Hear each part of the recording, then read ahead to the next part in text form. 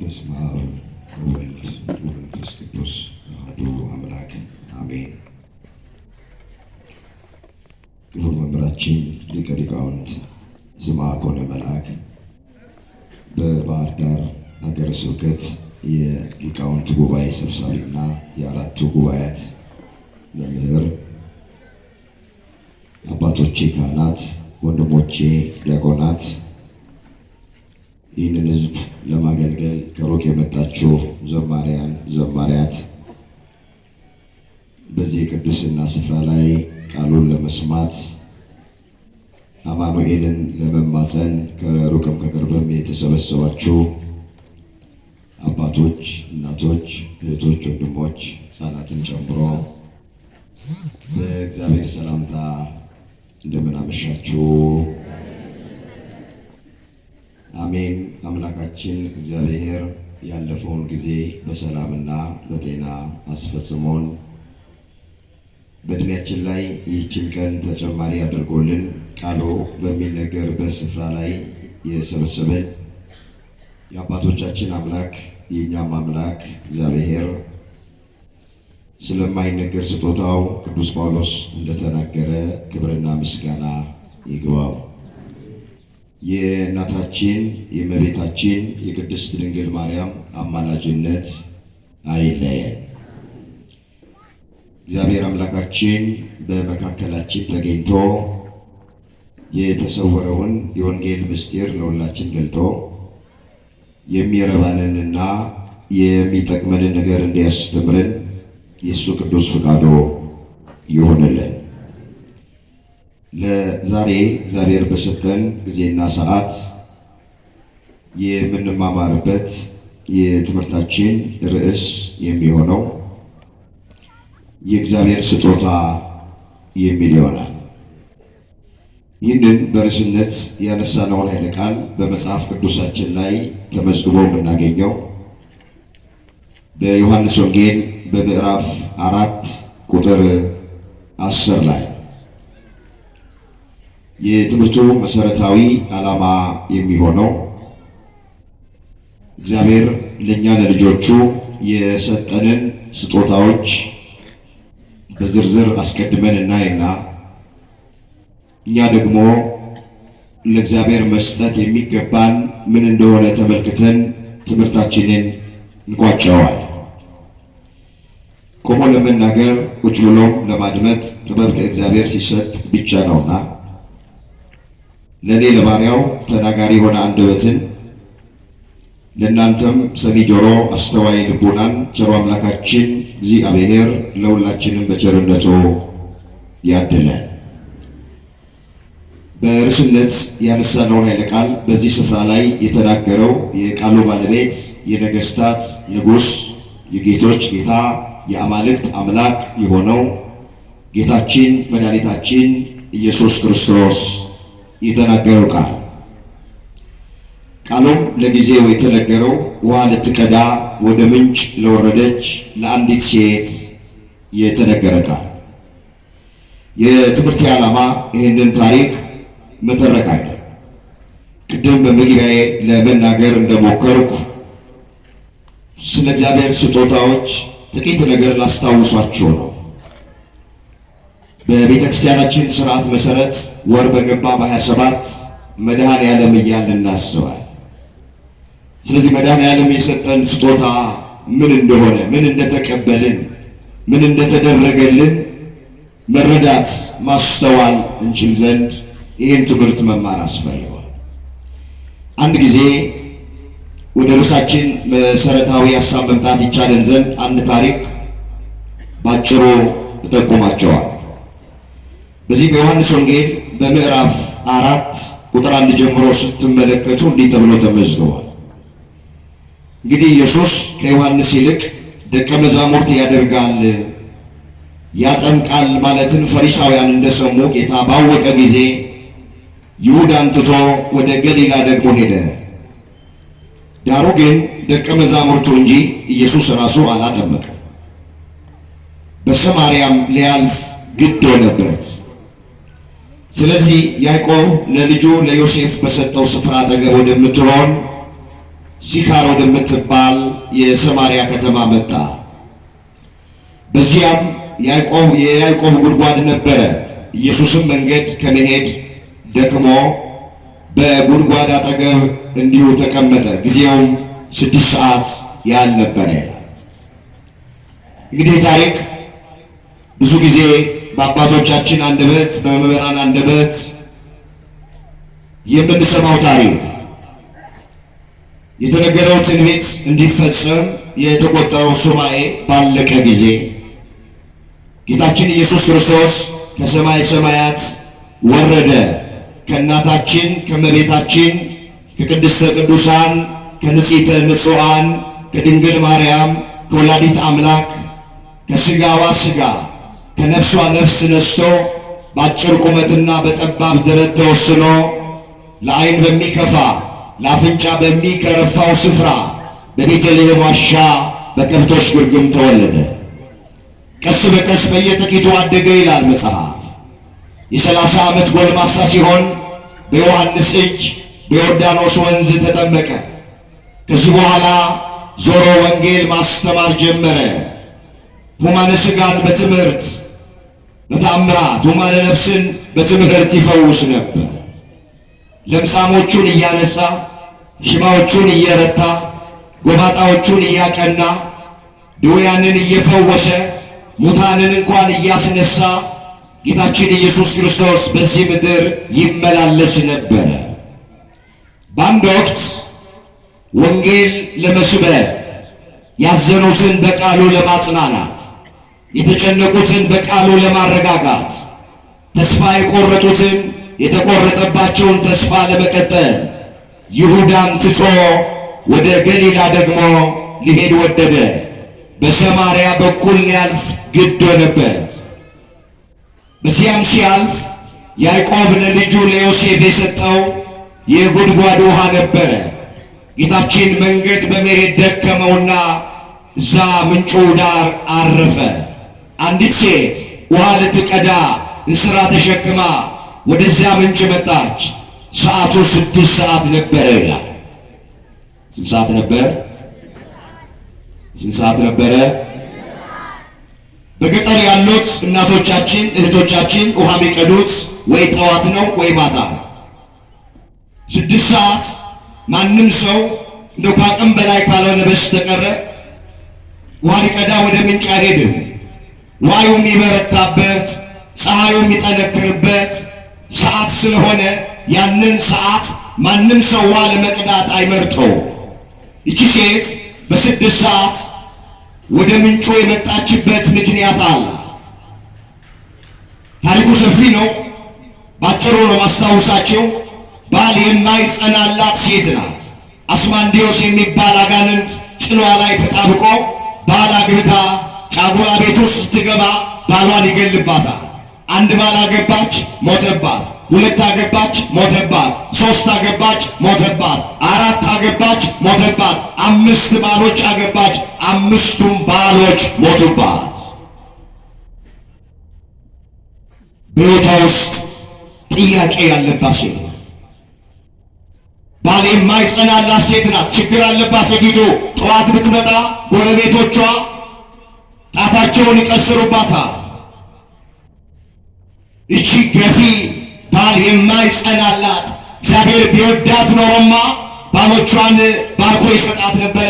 ስለዚህ እግዚአብሔር ይጠላታል ይሉ ነበረ በተሳሳተ መንገድ። ማታም እንዳትመጣ ውሃ የሚቀዱ አሉ ሌሎች ጎረቤቶቿ፣ ጓደኞቿ። አሽሙራቸውን አትችለውም፣ ሹምጣቸውን አትችለውም። ጣት ይቀስሩባታል፣ ራሳቸውን ያንቀሳቅሱባታል። ስለዚህ ማንም የማይመጣበትን ሰዓት 6 ሰዓት ማይመቸውን ሰዓት መርጣ መጣች። ታውቃላችሁ የኔና የናንተን አሽሙር ፈርተው በከተማ ስማቸው ጥሩ ያልሆነ ሕይወታቸው ጥሩ ያልሆነ 6 ሰዓት ላይ የሚመጡ አሉ። በዚህ ሰዓት ቤተ ክርስቲያን አማኑኤል ሕይወቴን ቀይር፣ አማኑኤል ሕይወቴን አስተካክል፣ ከዚህ ካለሁበት የኃጢአት ሕይወት አውጣኝ ብለው ማንም በሌለበት ሰዓት እንባቸውን አፍስሰው ጸልየው እግዚአብሔርን አመስግነው የሚሄዱ ወንድሞችና እህቶች አሉ በየአብያተ ክርስቲያናቱ። ሴቲቱ እንደዚህ አይነት ችግር ያለባት ብዙ አዋቂዎች ጋር ሄዳለች፣ ብዙ ጠቢባን ጋር ሄዳለች፣ ብዙ ሐኪሞች ጋር ሄዳለች። አንዳቸውም ለችግሯ መፍትሄ ሊሰጧት አትችሉም። የሁላችሁ የችግራችን መፍትሄ ያለው አማኑኤል ጋር ነው። ማን ጋር ነው? እግዚአብሔር ጋር ነው። መጽሐፍ ምንድን ነው የሚል?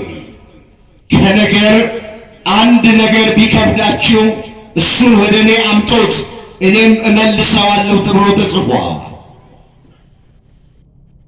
በኦሪት ዘዳግም በምዕራፍ 1 ቁጥር 17 ላይ የተመዘገበ ቃል ነቢዩ ኤርምያስም እንዲህ ብሎ ተናግሯል። እዛ ኤርምያስ 33 ቁጥር 3 ላይ ወደ እኔ ጮህ እኔም እመልስልሃለሁ፣ አንተ የማታውቀውን ታላቅና ኃይለኛ ነገር አሳይሃለሁ ይላል። በዚህ በይርጋለም ከተማ ያላችሁ ኦርቶዶክሳውያን ክርስቲያን ወገኖቻችን ምንድን ነው ችግራችሁ? ወደ እግዚአብሔር ጩሁ፣ ለእግዚአብሔር ንገሩት። እሱ ጥያቄን ይመልሳል፣ እንባን ያብሳል፣ እንቆቅልሽን ይፈታል፣ ታሪክን ይቀይራል። ተራራ የሆነብንን ነገር ደልዳላ ሜዳ ያደርገዋል። እንደ ባህር ያስጨነቀንን ነገር ከፍሎ በደረቅ ያሻግራል የኛ አምላክ። ሴቲቱ ሌላ ቦታ ሆነች፣ ብዙ ተራራ ወጥታለች፣ ብዙ ቁልቁለት ወርዳለች። አንዳቸውን ግን በሕይወቷ ውስጥ ላለባት ጥያቄ መልስ ሊሰጧት አልቻሉ። አሁን ክርስቶስን ብቻውን አገኘችው። የሚገርማችሁ ይህን ታሪክ ስታጠኑ ምን ይላል? በዚህ ሰዓት ደቀ መዛሙርቱን ምግብ እንዲገዙ ወደ ከተማ ልኳቸው ነበረ። ለምን ይመስላችኋል ደቀ መዛሙርቱን ጌታችን ወደ ከተማ ይላካቸው? የሴቲቱን ምስጢር እንዳይሰሙ ይላሉ ሊቃውንት። ከእሷ ጋር የሚነጋገረው ነገር አለ፣ የሚጫወተው ነገር አለ፣ የምታወራው ነገር አለ፣ ምስጢር አለ። ያንን እንዳይሰሙ ደቀ መዛሙርቱን ምግብ እንዲገዙ ወደ ከተማ ላካቸው።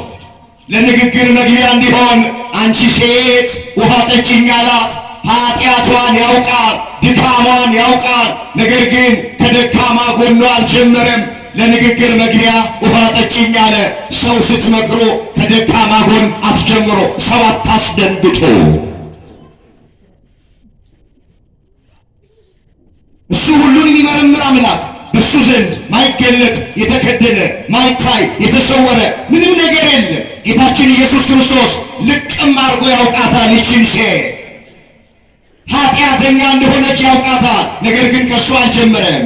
እንዳትደነግጥ አንቺ ሴት ውሃ ጠጪኝ አላት። ምን አጠጪኝ? ሰው ሲመከር ከደካማ ጎን አይጀምር። ይደነግጣል፣ ይሸሻችኋል፣ መልሶ አያገኛችሁ። ከጠንካራ ጎን ነው የሚጀምር፣ ከበጎ ጎን ነው የሚጀምር። አንተ እኮ ጥሩ ነህ፣ አንተ እኮ መልካም ነህ። ቅዱስ ዮሐንስ ወልደ ነጎድጓድ በፍጥሞ ደሴት ውስጥ ስለምን ወንጌል ሰበክ ተብሎ ታስረው እንደ ክፉ አድራጊ ተሆኖ እዛ ተጥሎ ለሰባቱ አብያተ ክርስቲያናት መልእክት ሲጽፍ በኤፌሶን፣ በሰመርኔስ፣ በጴርጋሞን ላሉ ሲጽፍ መጀመሪያ ለቤተ ክርስቲያን አለቆች ሲጽፍላቸው ጠንካራ ጎናቸውን፣ በጎ ጎናቸውን፣ ድካምህን፣ ትጋትህን፣ ጽናትህን አውቃለሁ ካለ በኋላ ዳሩ ግን የምነቅፍብህ ነገር አለኝ ይላል። ነቀፌታውን ከኋላ ያመጣዋል።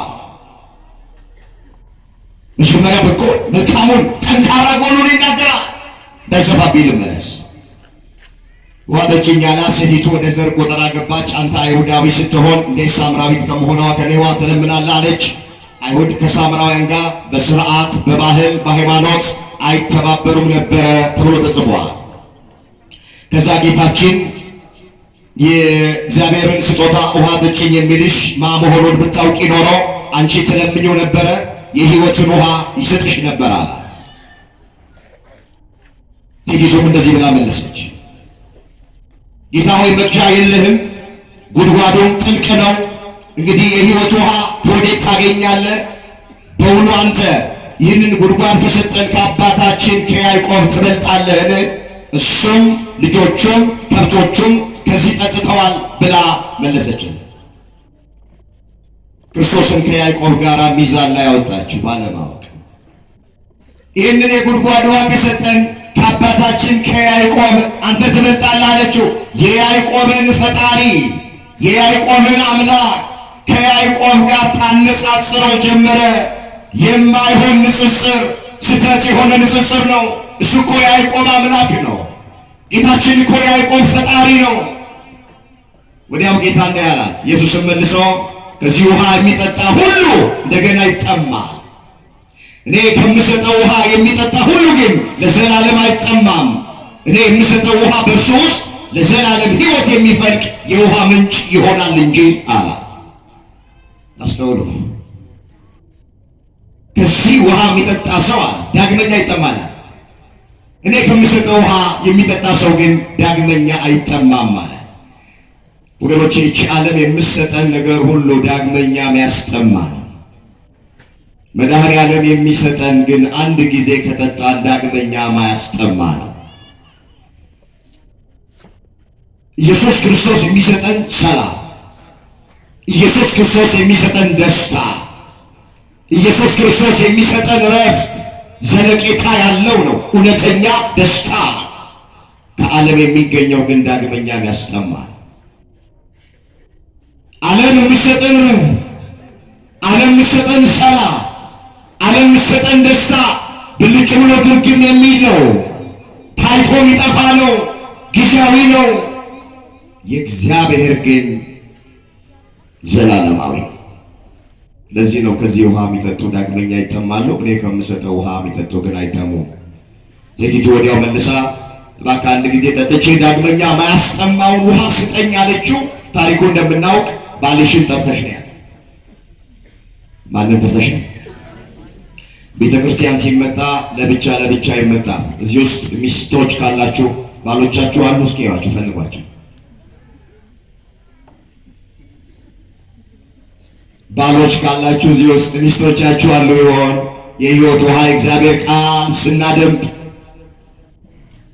ብቻ ለብቻ ይመጣል። እነዚህን ከተማ አላውቅም፣ ባለሁበት አዲስ አበባ አንዳንድ ባሎች ሚስቶቻቸውን በመኪናቸው ይዘው ይመጣሉ። ቤተ ክርስቲያን በር ላይ ሲደርሱ እነሱን አውርደዋቸው ወደ ሌላ ቦታ ሄዳሉ። ሚስት ቤተ ክርስቲያን ታመሻለች፣ ባል ውስኪ ቤት ያመሻል። ማታ ቤት ሲገቡ ቤቱ ባቢሎን ይሆናል። እንዴት ነው ቤተ ክርስቲያን ያመሸና ድራፍት ቤት ያመሸ ሰው ሰላም ነው? ባልሽን ጠርተሽ ነው ያለ። ሚስቶች ወደ ቤት ስትገቡ ባልሽ ወዴት አለ ብሎኛል እግዚአብሔር ብለሽ ነገ ይዘሽ ነው። ባሎች እዚህ ካላችሁ ሚስቶቻችሁ ከሌለ እግዚአብሔር ተናገረኝ፣ እግዚአብሔር አስተማረኝ ብላችሁ ሁልጊዜ ጉባኤ ስትመጡ ወደፊት ሚስቶቻችሁን ይዛችሁ ነው። እግዚአብሔር አክብሮ ነው የጠራን። እኔ ገርመኛል። የሰርግ ካርዶች አዎ ወደኛ ሲላኩ ከነ ባለቤቱ ሚል አላቸው። ከነ ምኖ ይርጋለም የለም እንዴ አለ ከነ ባለቤቱ። ስለዚህ ባል ብቻውን አይሄድም፣ ጠሪ አክባሪ ነው ብሎ ሚስቱን ይዞ ይሄዳል። ሚስት ብቻዋን አትሄድም ወደ ሰርግ፣ ባሏን ይዛ ትሄዳለች። ጥሩ ነው፣ መልካም ነው። ግን ከእግዚአብሔር በላይ ማነው አክብሮ ይጠራል? የሰውን ጥሪ፣ ምድራዊን ጥሪ፣ ዓለማውን ጥሪ አክብረን ባልና ሚስት ተያይዘን ከሄድን እግዚአብሔር በአባቶች አድሮ ሲጣራ፣ በመምህራን አድሮ ሲጣራ ጥሪውን አክብረን ለምንድን ነው አብረን የማንመጣ? ባልሽን ጠርተሽ ነይ ማለት ባል የለኝም ማለች። ባል የለኝም ማለትሽ እውነት ነው፣ ግን አሁንም አብሮሽ ያለው ባልሽ አይደለም ብሎ አላት። ብዙ ነገር ተነጋገሩ። እሱን በመተረክ ጊዜ እንዳላጠፋ አንተ ነቢያት ይወርዳል ይወለዳል ያለው መሲሁ ነህ እንዲያ ነው አለችው። ባጭሩ እምናገርሽ እኔ እሱ ነኝ ብሎ አላት። ወዲያውን ስራዋን ተሸክማ ጥላ ወደ ከተማ ሄደች። ብዙ ሴቶችን ሰብስባ የልቤን ሁሉ የነገረኝን ሰው አግኝቼዋለሁ ኑና እዩት ብላ ብዙ ሰዎችን ወደ ክርስቶስ አመጣችላል። ርዕሳችንን ያገኘነው አሁን ካስታወስኳችሁ ከተረክላችሁ ታሪክ ውስጥ ነው። የእግዚአብሔር ስጦታ ምንድን ነው? እግዚአብሔር የሰጠን የሚለው ላይ እስኪ ወገኖች እግዚአብሔር ያልሰጠን ነገር የለም ማለት ይቻላል። የሚጠቅመን የሆነውን ነገር የሚያስፈልገን የሆነውን ነገር ሁሉ እግዚአብሔር ሰጥቶናል። ያጎደለብን ነገር በመጀመሪያ ስለ ስጦታ ስናነሳ እግዚአብሔር አብ ልጁ ኢየሱስ ክርስቶስን ሰጥቶናል። መጽሐፍ ቅዱስ እንደሚናገር በዚህ በትንቢተ ኢሳይያስ ምዕራፍ 9 ቁጥር 6 ላይ እንዲህ የሚል ቃል ተመዝግቧል። ሕፃን ተወልዶልናል፣ ወንድ ልጅም ተሰጥቶናል፣ አለቅነት በጫንቃው ላይ ነው፣ ስሙ ድንቅ መካር፣ ኃያል አምላክ፣ የሰላም አለቃ፣ የዘላለም አባት ተብሎ ይጠራል አለና የእግዚአብሔር ቅናት ይህንን ያደርጋል አለ። ቃሉን አስተውሉት። ሕፃን ተወልዶልናል ብሎ ወንድ ልጅም ተሰጥቶናል። ወንድ ልጅ ምን ተብሎልናል? ተሰጥቶናል። ኢየሱስ ክርስቶስ የእግዚአብሔር አብ ስጦታ ነው። እሱን የሰጠን መጽሐፍ በእርሱ የሚያምን ሁሉ የዘላለም ሕይወት እንዲኖረው እንጂ እንዳይጠፋ እግዚአብሔር አንድያ ልጁን እስኪሰጠን ድረስ ዓለሙን እንዲሁ ወዶታል ነው የሚለው የዮሐንስ ወንጌል ምዕራፍ 3 ቁጥር 16 ላይ። ስለዚህ ስለ ስጦታ ስናነሳ የመጀመሪያው ስጦታ እግዚአብሔር አብ የሰጠን ስጦታ ነው። እሱም ልጁ ኢየሱስ ክርስቶስን ሰጥቶናል። ልጁ ኢየሱስ ክርስቶስ ምን ሰጠን ስንል ሕይወቱን ሰጠን፣ ነፍሱን ሰጠን፣ ሥጋውን ቆርሶ ሰጠን፣ ደሙን አፍስሶ ሰጠን። ቃላት ማይገልጠው ስጦታ፣ ቋንቋ ማይገልጠው ስጦታ፣ ከስጦታ ሁሉ በላይ የሆነ ትልቅ ስጦታ ሰጠን መድኃኔዓለም። ዛሬ እሱን ነው እያከበር እያሰብን ያለን። ነፍሱን ስለ ወዳጆቹ ከመስጠት ይልቅ ከዚህ የሚበልጥ ፍቅር ለማንም የለውም ተብሎ ተጽፏል። በዚህ በዮሐንስ ወንጌል በምዕራፍ 15 ቁጥር 13 ላይ ተመዘገበ ቃል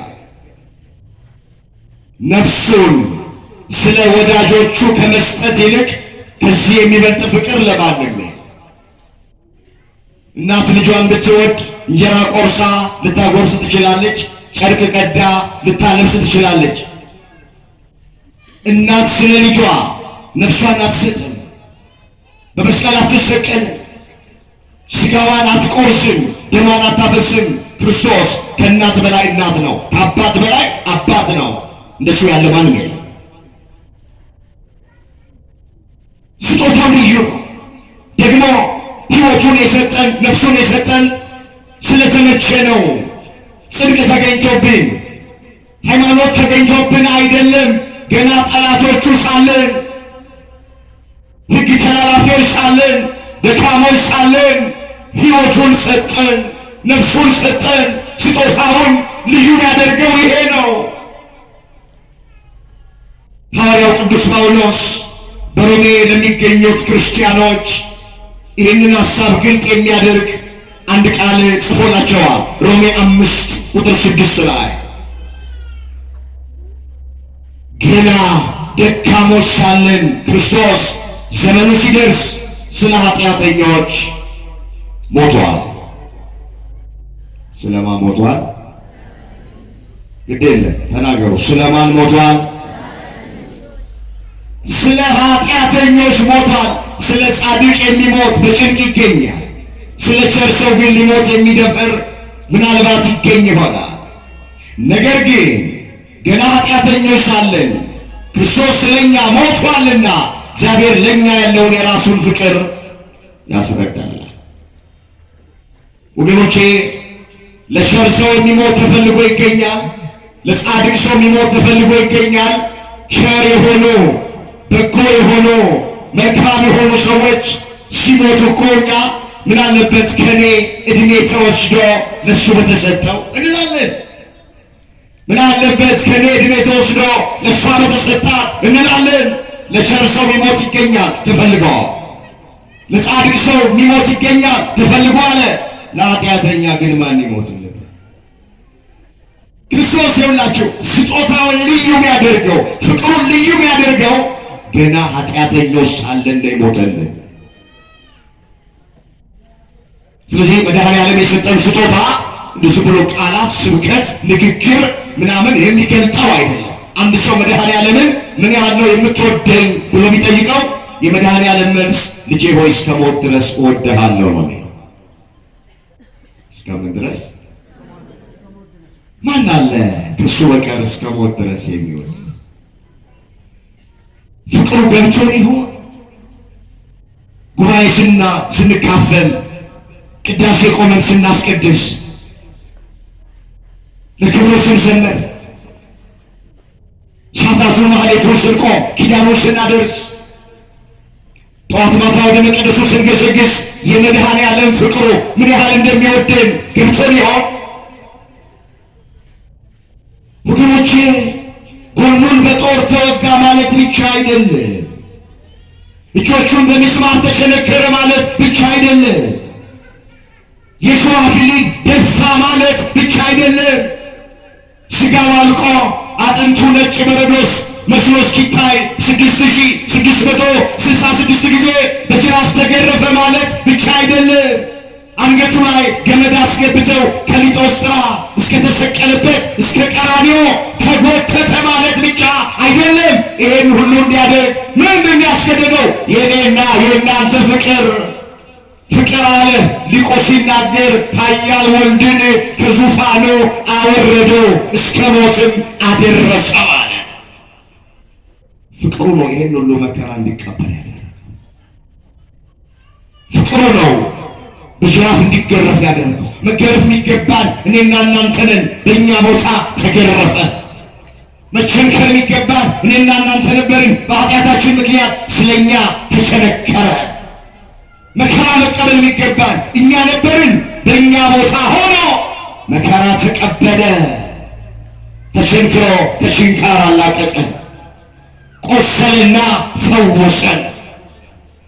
እርቃኑን ሆኖ ጸጋውን አለበሰን። መራራ ሐሞትና ከርቤ ጠጥቶ ጣፋጩን ወይን አጠጣን። ሞቶ ሕይወቱን ሰጠ። መድኃኔዓለም ይሄ ነው ፍቅሩ፣ ይሄ ነው የተከፈለልን ዋጋ። ወገኖቼ እንደ ቀላል እንደ ተራ ነገር እንዳታዩ። እዚህ የተሰበሰበው ሕዝብ በሙሉ ዋጋ የተከፈለለት ሕዝብ። ዛሬ ተርታ ልብስ ለብሰን መታየታችን ናት። መድኃኔዓለም ኢየሱስ ክርስቶስ ዋጋ ከፍሎልናል። ኢየሱስ ስጦታ ባጭሩ ይህ ብቻ አይደለም። እናቱን እንኳን እናት ትሁናችሁ ብሎ በቅዱስ ዮሐንስ በኩል ሰጠን። የዮሐንስ ወንጌል ምዕራፍ 19 ቁጥር 26 ላይ እንኋት እናት ብሎ ሰጠ።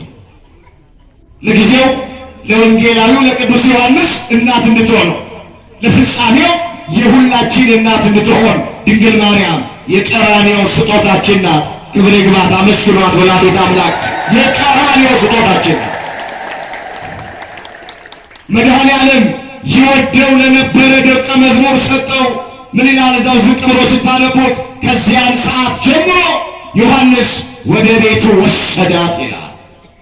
ወደ ቤቱ ምን አላት? ድንግል ማርያም በበረከት ወደ ቤታችን ትግባለን። ይዙ ሄደ። ስጦታችን ናት። አንዳንድ ሰው ማርያም ስንል አይ እዛ ቤት ውስጥ ማርያም ኢየሱስን ሸፈነች ይላል። የቅድስት አርሴማን ስም ስንጠራ አይ አርሴማ ኢየሱስን ሸፍናለች። ጊዮርጊስ ስንል ጊዮርጊስ ኢየሱስን ሸፍኗል ኦርቶዶክስ ቤት ብለው የሚናገሩ ሰዎች አሉ። ሰነፎች ማለት እግዚአብሔር ልብ ይስጣቸው። በእኛ ቤት ውስጥ ኢየሱስ ክርስቶስን የሚሸፍን ምንም ነገር የለም። ምዕመናን በደንብ አድርጋችሁ አስተውሉ። የቤተ ክርስቲያን ትምህርቷ ጥርት ያለ የተቀላቀለ ነገር የለም። አርሴማ አርሴማ ብንል፣ ጊዮርጊስ ጊዮርጊስ ብንል፣ ሌሎቹንም ሰማዕታት ብንጠራ፣ ቅዱሳኑንም ብንጠራ፣ ድንግል ማርያም ወላዲተ አምላክ እናታችን ናት ብለን ብንል ኢየሱስ ክርስቶስን ይሸፍኑ አይደሉም። እንደውም ኢየሱስ ክርስቶስን አጉልተው የሚያሳዩ ናቸው። አርሴማ ያን ሁሉ መከራ የተቀበለችው ለጋ ዕድሜዋን ለዝሙት ሳይሆን ለጋ ዕድሜዋን ለክርስቶስ ነው የሰጠችው። እስከ ሞት ድረስ የታመነችው ያን ሁሉ መከራ የተቀበለችው ስለምንም ብላ አይደለም፣ ስለ ኢየሱስ ክርስቶስ ብላ ነው። ክርስቶስን ለማሳየት ነው ያን ሁሉ መከራ የተቀበለችው።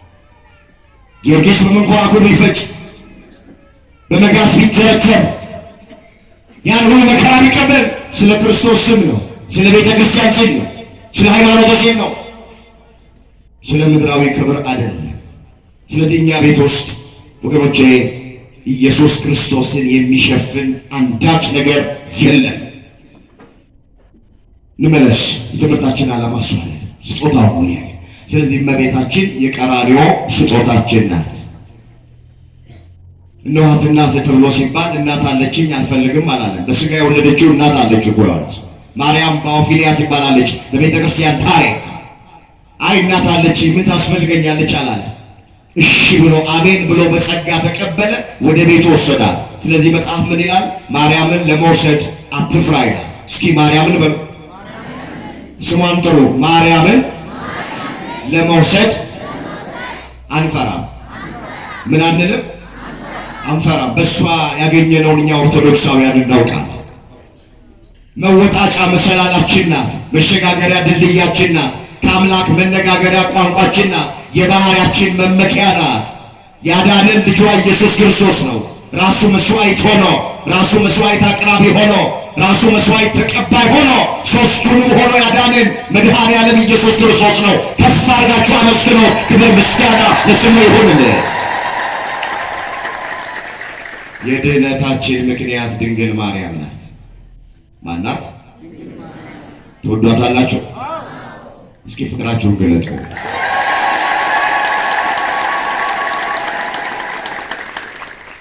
ማርያምን ትወዳታለህ ወይ ተብሎ ሰውየው ተጠየቃሉ። እንዴ ወድጄ ነው ወዳት፣ ከግንድ የሚያላትም ልጅ አላት እኮ አላት።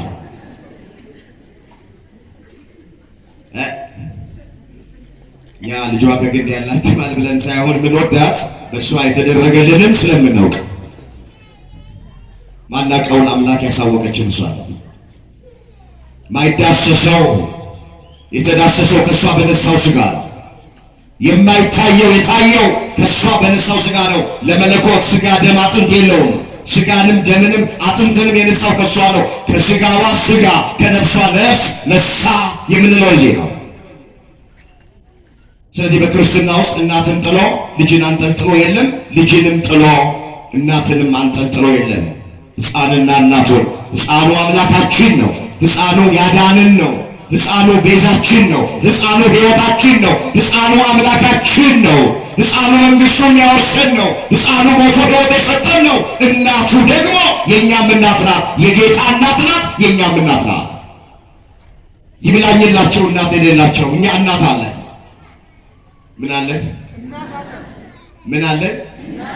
እናት አለን። እናት ያለው እናት ትራብ ይሆናል፣ ልጇ ይራብ። እናት ያለው እናት ትታረዝ ይሆናል፣ ልጇ አይታረዝ። እናት ያለው እናት ትጠማ ይሆናል፣ ልጇ አይጠማም። ወጣ ወርዳ ዋጋ ከፍላ ለልጁ የሚያስፈልገውን ታደርጋለች። እኛ እመቤታችንን ይዘን የሚጎልብን ነገር የለም። ምናጣው የጎደለብን ነገር የለም። ያጣነው ነገር የለም። በስሟ ተማጽነን በአማላጅነቷ ብዙ ነገር ተደርጎልናል። የተቆረጠብን ነገር ተቀጥሎልናል። የጎደለው ነገር ተሞልቷል። ልጅ አጥተው የነበሩ በእመቤታችን ስም ልጅ ያገኙዋል። ስራ አጥተው የነበሩ ስራ ያገኙ ሰዎች አሉ። የፍርድ ቤት ጉዳይ የነበረባቸው ፍትህ ያገኙ ሰዎች አሉ። እንባችን ታብሷል። እንቆቅልሻችን ተፈቷል። ታሪካችን ተቀይሯል። እስኪ የተደረገላችሁ ማርያምን ከፍ አድርጋችሁ አመስግኗል።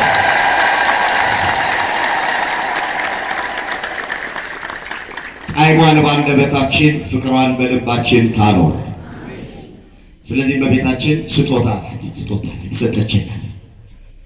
ሲሰጠን እኛ አንቀበልም አንልም። ኦርቶዶክሳዊ ተቀብለናታል፣ ተቀብለናታል።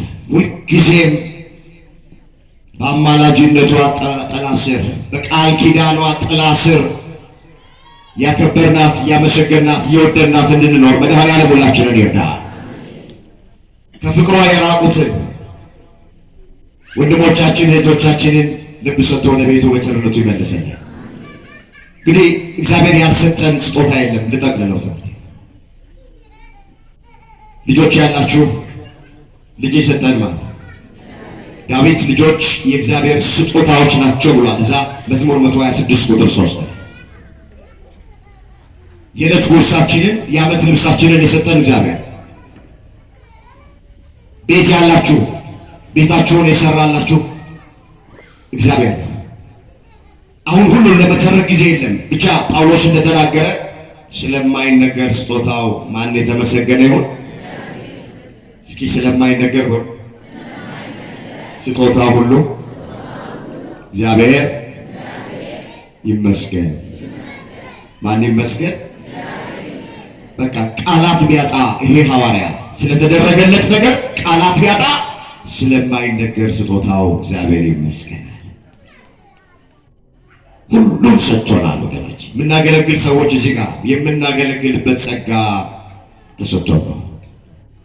በስብከት ብናገለግል፣ በዝማሬ ብናገለግል፣ መቅደስ ገብተን ትንሱ ጸልዩ ብለን እየቀደስን ብናገለግል፣ ከበሮ በመምታት ብናገለግል፣ መርሃ ግብር በመምራት ብናገለግል ተሰጥቶን ነው እንጂ ከኛ ብቃት ተገኝቶብን አይደለም። ከኛ በላይ እኮ በመማር ደረጃ የተማሩ ሰዎች አሉ። እንደ ወድን ገጥሞን ጊዜ ገጥሞን ነው እዚህ ጋር ቆመን የምናገለግለው እንጂ ወገኖች ከኛ በላይ እድሜ ዘመናቸውን ሙሉ ዘመናቸውን ሲማሩ ይቆያሉ። አገልግሎትም ተሰጥቶ ነው። ጳውሎስ እንደተናገረ አንደኛ ቆሮንቶስ ምዕራፍ 12 ቁጥር 4 ጀምሮ የጸጋ ስጦታ ልዩ ልዩ ነው፣ መንፈስ ግን አንድ ነው። ለአንዱ የማስተማር ስጦታ ይሰጠዋል፣ ለአንዱ የመዘመር፣ ለአንዱ የማስተዳደር፣ ለአንዱ መንፈስን የማውጣት እያለ ስጦታዎቹን ይዘረዝራቸዋል። የምናገለግለውም እግዚአብሔር ሰጥቶን ነው። ከኛ ቅድስና ተገኝቶ ምንም ያስታብኝ ነገር የለም፣ ምንም ያመጻድቅ ነገር የለም፣ ምንም ያኩራራ ነገር የለም። ተቀብለነው ነው፣ ተሰጥቶን ነው። እኛ ምስኪኖች ነን፣ ለዚህ ምን በቃም አይደለንም። ያልተቀበልነው ያልተሰጠን ነገር የለም፣ ሁሉም ተቀብለን ነው። ለእግዚአብሔር ምን መስለው በሱ ነው ትምህርት የሚያደርገው። ይሄን ሁሉ ለሰጠን አምላክ ምንድነው ምላሻችን? ምንድነው መስጠት የሚገባል? በመጀመሪያ እግዚአብሔር ልባችሁን ስጡኝ ይላል። ጧፍ ከመስጠት በፊት፣ ሻማ ከመስጠት በፊት፣ ከገበያ ሙኩት ጎትቶ አምጥቶ ከመስጠት በፊት፣ ሌላም ስጦታዎች ከመስጠታችን በፊት እግዚአብሔር የሚፈልገው ልጄ ሆይ ልብህን ስጠኝ፣ ዓይኖችህም መንገዴን ይውደዱ ተብሎ ተጽፏል። እስኪ ልጄ ሆይ በሉ። ልጄ ሆይ ልብህን ስጠኝ። እዛ ምሳሌ 23 ቁጥር 26 ላይ የተመዘገበ ቃል ምንን ስጠኝ? ልብህን። ልባችንን ለእግዚአብሔር እንድንሰጥ እግዚአብሔር ይርዳል። ልብ መስጠት ሕይወት መስጠት። ልብ መስጠት ምንን መስጠት ነው? ይኸውላችሁ ልቡን የሰጠ ሰው ሌላ ነገሩን አይከለክልም። ጊዮርጊስ በመንኮራኩር ተፈጨ፣ አርሴማ በሰይፍ ተቀላች፣ ሌሎቹም እንደዚህ አይነት መከራ ተቀበሉ ስንል ያን ሁሉ መከራ እንዲቀበሉ ያደረጋቸው ምንድነው ስንል አስቀድመው ለእግዚአብሔር ልባቸውን ስለሰጡ ነው። ቤተ ክርስቲያን አሁን መስራት ያለባት በዚህ ዘመን ምእመናን ልባቸውን ለእግዚአብሔር እንዲሰጡ ነው። ገንዘብ ስጡ ከማለት በፊት፣ ብራችሁና ወርቃችሁን ስጡን ከማለት በፊት ወንጌል እየሰበኩ ወንጌል እያስተማሩ እንደዚህ አይነት ጉባኤ እየሰሩ ህዝቡ ልቡን ለእግዚአብሔር እንዲሰጥ ከዛ በኋላ ሌላው ነገር ይሰጣል። ይኸውላችሁ ሳይሰጡ መስጠት የለም፣ ሳይታነጹ ማነጽ የለም። ስለዚህ የሚቀድመው መጀመሪያ ሕይወትን መስጠት ነው። ቅዱስ ጳውሎስ ምን አለ? እናንተን እንጂ ያላችሁን አልፈልግም አለ። እስኪ እናንተን እንጂ በሉ። ያላችሁን አልፈልግም። ዛሬ ያላችሁን እንጂ እናንተን አልፈልግም የተባለ ይመስላል። ቤቱ ሆኖ ዶላሩን ከላከ፣ ቤቱ ሆኖ ብርና ወርቁን ከላከ እሱ መጣ አልመጣ አንዳንዶቻችን አይሞቀንም፣ አይደምቀንም። ብቻ የሚሰጠውን ስጦታ ብቻ ወርቁን ብቻ ይላል፣ ብሩን ብቻ ይላል። በቃ ወገኖቼ ሁላችሁ ክርስቶስ ያን ሁሉ ቅድም የተረኩላችሁን መከራ የተቀበለው ለብራችን አይደለም፣ ለወርቃችን አይደለም፣ ለእኔና ለእናንተ ነው። ስለዚህ አስቀድሞ የሚፈልገው እኛን ነው። ልባችንን እንስጠው፣ ሕይወታችንን እንስጠው፣ ጊዜ እንስጠው። መስጠት የሚገባን ለቤተ ክርስቲያን አስራት በኩራቱን እንስጥ፣ ጊዜ እንስጥ። ምን ማንሰጠው ነገር አለ? ለሱ ያን ሁሉ ለሰጠን ሁሉን ነገር እንስጠው። ከዛ ለኛ የሚያስፈልገንን አሁን ይሄ እንቅልፍ የነሳን የሚያስጨንቀንን ነገር ደግሞ እሱ ራሱ አስቦ ይሰጠናል።